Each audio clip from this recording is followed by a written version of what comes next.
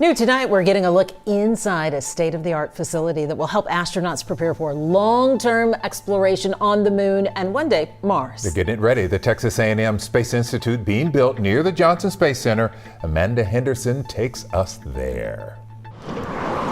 This building is a 400,000 square foot commitment to space research. Construction fences and poles line Saturn Lane with prep ongoing for a fall opening date. It's kind of probably NASA's strongest commitment to the commercial space industry. Jishu Nair with the Houston Business Journal has closely followed the development of the Texas A&M University Space Institute. It is meant to be a one-stop shop for testing for vehicles that are set to go to the moon and Mars. The idea is for the Space Research Center to look like this: office space and labs next to testing space for rovers. Each testing site is the size of Kyle Field at Texas A&M and designed to feel like the surface of the moon or Mars. It's very, very cold on the moon, and your electronics have to survive the whole night. Intuitive Machines will have rented space at the facility to test their vehicles. What we're designing today is now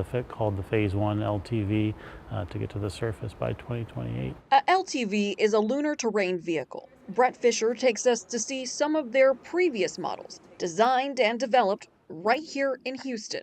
You see all the equipment needed to, yes, roam the surface of the moon and collect samples. A&M Texas Space Institute gives us an excellent test bed to test the machines, to test our lunar terrain vehicles and other aspects of living on the lunar surface for extended periods of time. Until the research center is complete, Fisher explains how they'll continue to test their rovers. We've been out to Arizona at Meteor Crater testing our previous version of the LTV, and that terrain is similar in rugged nature.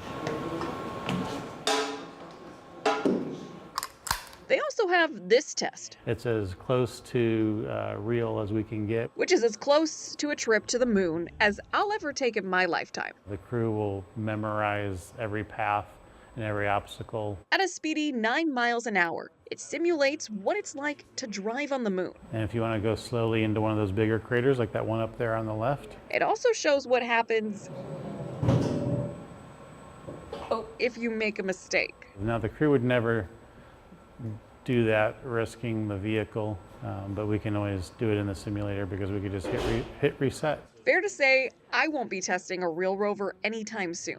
But those continued tests, soon to happen just down the street, are something Fisher says will be critical for the future of space exploration. There's a lot out there that we don't know, and that's really the nature of humankind, to explore and to understand our surroundings. So this is a big part of it. Fisher says the primary mission of the vehicles is to extend crew ability to get to more sites of interest on the moon.